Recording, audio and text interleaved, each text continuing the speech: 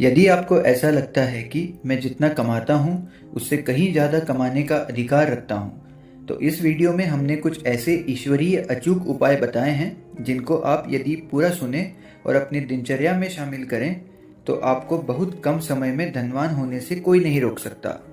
इस वीडियो को अंत तक देखें ताकि आप कोई भी महत्वपूर्ण बिंदु चूक न जाएं। तो आए शुरू करते हैं।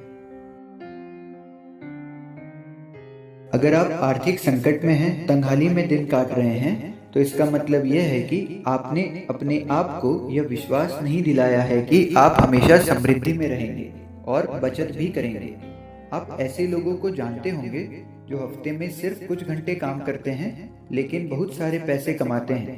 वे ज़्यादा मेहनत नहीं करते हैं। इस बात पर यकीन न करें कि दौलतमंद बनने का इकलौता तरीका खून पसीना बहाना और कड़ी मेहनत करना है। दौलत व्यक्ति के विश्वास से ज़्यादा और कुछ नहीं है। अपनी मानसिकता में दौलत और समृद्धि के विचार रखकर आप दौलत की चेतना विकसित कर सकते हैं। ईश्वर ये कभी नहीं चाहता है कि हम गरीबी में दिन काटें। आप दौलत और अपनी जरूरत की हर वह चीज पा सकते हैं जो आप चाहते हैं। अधिकांश लोगों के साथ दिक्कत यह है कि वे यह नहीं जानते हैं कि उनके भीतर कभी न खत्म होने वाला भंडार भरा है। शायद यह वीडियो सुनते समय आप यह सोच रहे होंगे, मुझे दौलत और सफलता चाहिए। आप एक काम करें, रोजाना 3-4 बार 5 मिनट तक ये 2 शब्द दोहराएं, दौलत, सफलता। इन शब्दों में जबरदस्त शक्ति है। अपने मस्तिष्क में अपने भीतर की प्रबल शक्ति का लंगर डाल लें। इसके बाद उनकी प्रकृति और गुण से मेल खाती परिस्थितियां आपके जीवन में प्रकट हो जाएंगी। आप यह नहीं कह रहे हैं कि मैं दौलतमंद हूं, आप तो अपने भीतर की वास्तविक शक्तियों पर भरोसा कर रहे हैं। दौलत कहने पर आपके मस्तिष्क में कोई दुविधा नहीं होती है।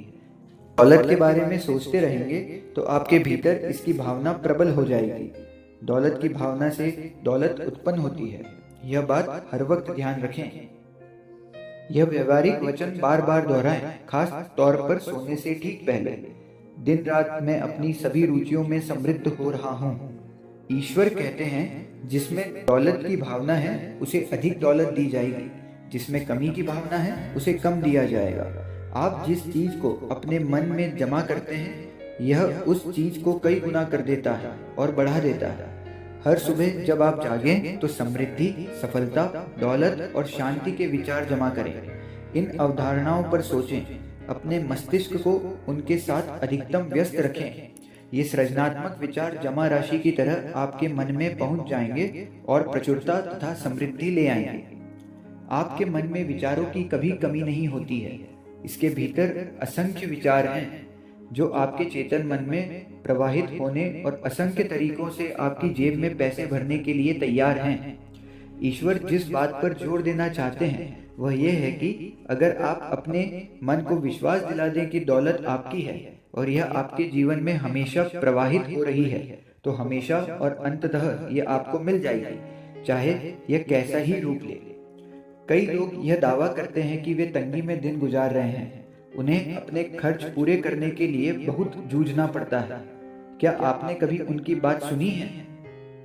वे लगातार उन लोगों की निंदा करते हैं जो जीवन में सफल हुए हैं। कई मामलों में उनकी बातचीत इस तरह से चलती है, ओह वह आदमी बदमाश है, वह क्रूर है, वह तो धूर्त है। इसीलिए इनके पास पैसे की कमी रहती है।